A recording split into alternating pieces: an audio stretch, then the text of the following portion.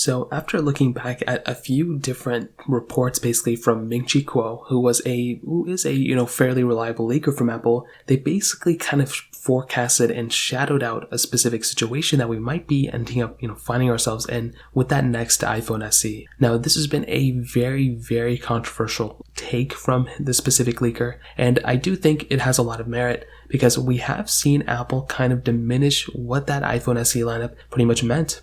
First it was that first generation iPhone SE with the same internals as the 6S, but in the body of the iPhone 5S. The iPhone SE 2 really wasn't even that bad of a device, but it honestly wasn't that great of a device either. And then with the iPhone SE 3, Apple took the same body as the iPhone SE 2, brushed up the internals a little bit, and increased the price tag, which made no sense at all. And honestly, when we look at this type of, design nowadays, it is fairly outdated. So I do think in a way, it is a very, very weird approach from Apple to still have a device like that in their whole entire lineup. So I can kind of see how that iPhone SE could end up being, completely finished, completely gone, and completely over. And Apple kind of bringing in not necessarily a new lineup, but really revitalizing that whole entire design of iPhones. And I do think the, bezel design of that iPhone, the Touch ID, everything about that specific design is probably going to be over. I think Apple kind of knows that even with reports like that, there's a high chance that most probably people are done with that type of design,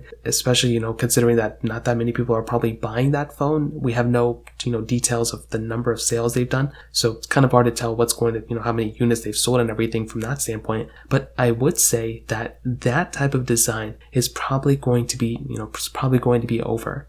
Could you imagine if Apple were to make an iPhone XR iPhone with, the iPhone XR body, but it's also going to have, let's say, for the basis of this video, let's just say that it has, the internals of even an iPhone 13. Let's say it doesn't even have the iPhone 14, the iPhone 13 internals, and that would still sell a ton of units, even at like $499. That in and of itself is by far one of the most important things Apple can end up doing, in my opinion. And if they really want us to go ahead and start completely focusing in on that type of design and, spend more money on that type of product, well, that is probably going to be the thing that makes the most amount of sense, in my opinion. So personally, I think that's probably what Apple's going to end up doing. I think that makes the most amount of sense. Every time I see Apple do anything, it usually doesn't, they don't really regret it as much. And I do think with this type of situation, they regret making that phone, hopefully. And, I guess that type of design is going to be done, and Apple could end up actually, creating some really big changes in their cheaper iPhone lineup, hopefully maybe next year. I guess we're going to wait and see what happens. So